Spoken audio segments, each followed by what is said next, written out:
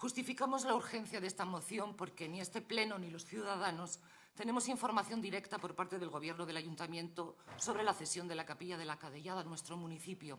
Y se ha generado una pequeña alarma a finales de la semana pasada con las declaraciones a los medios de comunicación del concejal de Cultura, en las que urgía a la Consejería de Sanidad a realizar dicha cesión y en las que el consejero se mostraba dispuesto a hacerlo, por supuesto, sin arreglar previamente la capilla. María, no podemos estigmatizar las declaraciones de uno, en este caso del concejal, llamarlo alarma, y las tuyas son pues, del Chanel número 5.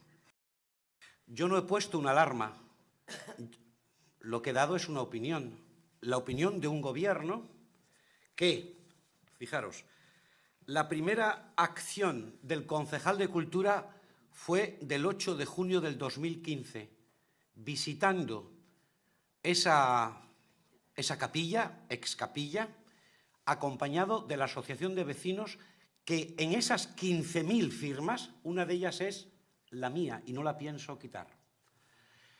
Segundo, con posterioridad a ese 8 de junio, el señor alcalde y yo, en visita al consejero de Cultura, le reclamamos la capilla.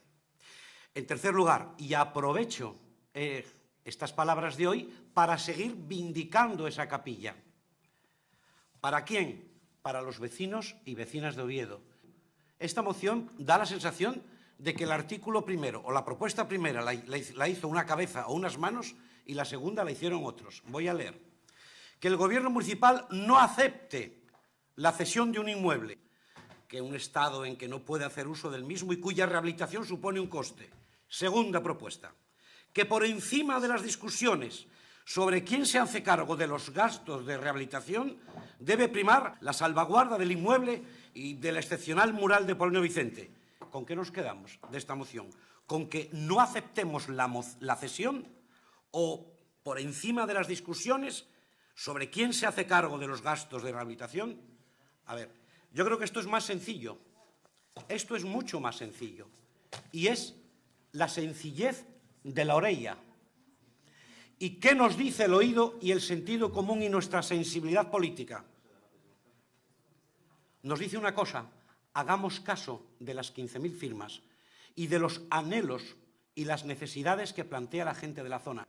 Y es solicitarle, en este caso, señor alcalde, al consejero, una cita urgente para que las dos instituciones nos pongamos de acuerdo y que finalmente ese equipamiento sea un equipamiento de acorde con las demandas de los ciudadanos. Yo creo que esa es la moción que tenemos que aprobar por unanimidad y no con elementos contradictorios en su firma, aunque me imagino que el espíritu sigue siendo el mismo que expresamos aquí nosotros.